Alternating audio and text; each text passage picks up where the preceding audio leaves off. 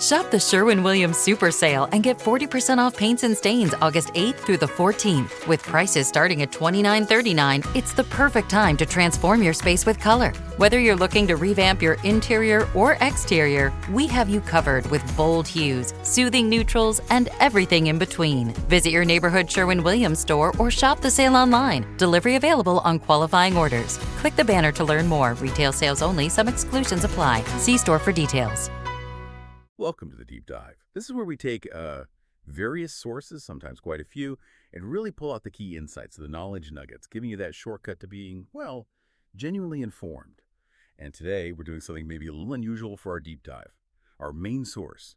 It's actually a children's story. Seriously. It's called Wally the Watermelon's Great Escape. And our mission really is to show that you can find these, profound insights, universal lessons. Well, they're not just in heavy academic texts or the latest news feeds. You can find meaning anywhere, even apparently in a story about a runaway fruit.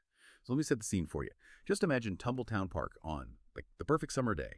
Sun's out, picnic blankets everywhere. And on one blanket, you've got the sandwiches, the lemonade, and right there, the biggest, juiciest watermelon imaginable. That's Wally. It's all just so, idyllic, predictable even. Everything perfectly in its place for a nice picnic. Right, but what's so interesting, and it happens almost immediately in the story, is how fast that perfect, planned scene just gets, completely turned on its head. Because Wally, this watermelon, sitting there so perfectly, he doesn't stay put. The story says he wiggled, then jiggled, then whoosh, and he just rolls off. Whoosh. Yeah. It's not just him leaving. It's this fantastic little introduction to the idea of, let's call it emergent strategy. The idea that sometimes the most significant journeys don't start with some detailed map. They start with something unexpected. A wobble, a jiggle, a whoosh, something that makes you adapt and find totally new ways forward. And what a whoosh it was. Wally wasn't just like accidentally rolling downhill. No, he was moving with this incredible pure joy. Yeah. The story says, faster than a squirrel on roller skates.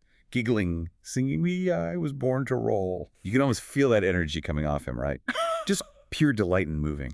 It's a brilliant picture, isn't it? And it's not just random movement. It's a really vivid example of what we call intrinsic motivation.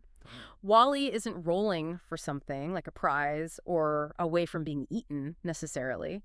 He's finding this deep satisfaction just in the rolling itself. The process is the point. Exactly. The process is the purpose. And, if you want to get a tiny bit technical, it's a fun way to see Newton's first law. An object in motion stays in motion. He's not just experiencing kinetic energy and momentum, he's sort of celebrating it. Celebrating momentum, like that. It's a good reminder, I think, that sometimes just an initial burst of energy, especially one driven by joy, can take you, much further than you thought. Yeah, that initial joy is powerful. And that momentum, like you said, it didn't just stay with Wally. It spilled outwards, didn't it? Yeah. Because as soon as Wally took off, everyone else started reacting. Catch that melon! Right. Parker the parrot shouts that, flapping after him, holding a paper plate apparently. Right. And then it's not just the parrot. Kids jump up. Pets join in. There's even an elderly llama in the chase. I know. And Wally. He's just zipping through a sandbox, spinning past the splash pad.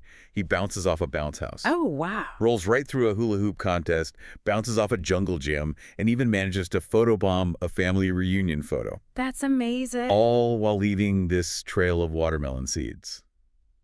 And giggles. See, that's the fascinating part for me, how one totally spontaneous act, Wally rolling away, it becomes this catalyst for what sociologists sometimes call collective effervescence. Collective effervescence. Yeah, basically shared excitement, a group buzz. How does something so random turn a normal picnic into this shared, hilarious adventure for everybody there?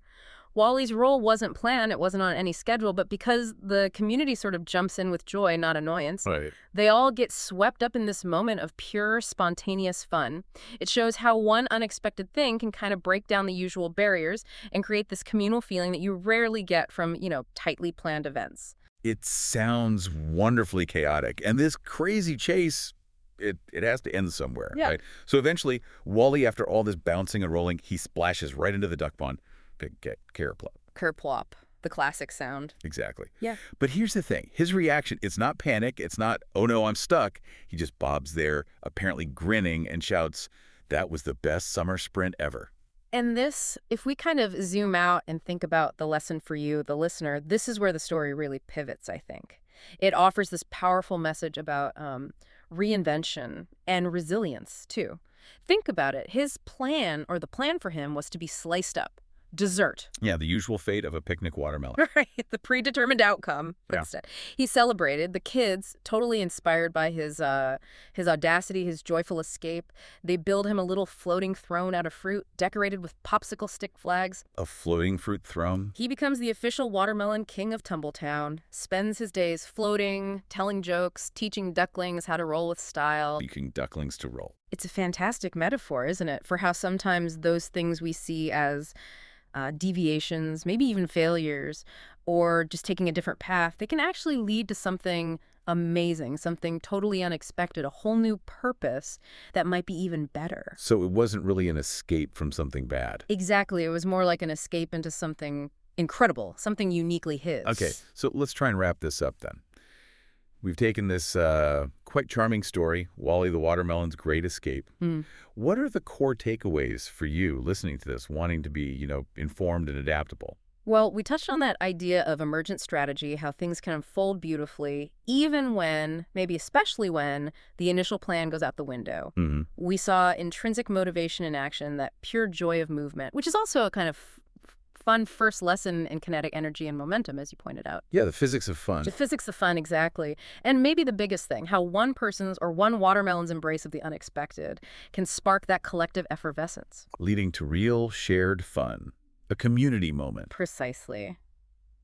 I think the big overarching lesson from Wally, if you really boil it down, is something like, sometimes life rolls in a different direction, and if you chase it, or maybe just roll with it, with joy and laughter, maybe bring some friends along. Like the parrot and the llama. It just might lead to something amazing. Yeah. It really encourages you, I think, to look at those moments when things don't go to plan. What if that detour isn't actually a problem? What if it's an invitation? An invitation? Yeah, an invitation to something maybe way more rewarding, something you couldn't have possibly planned for yourself, a totally new role, a new way of being.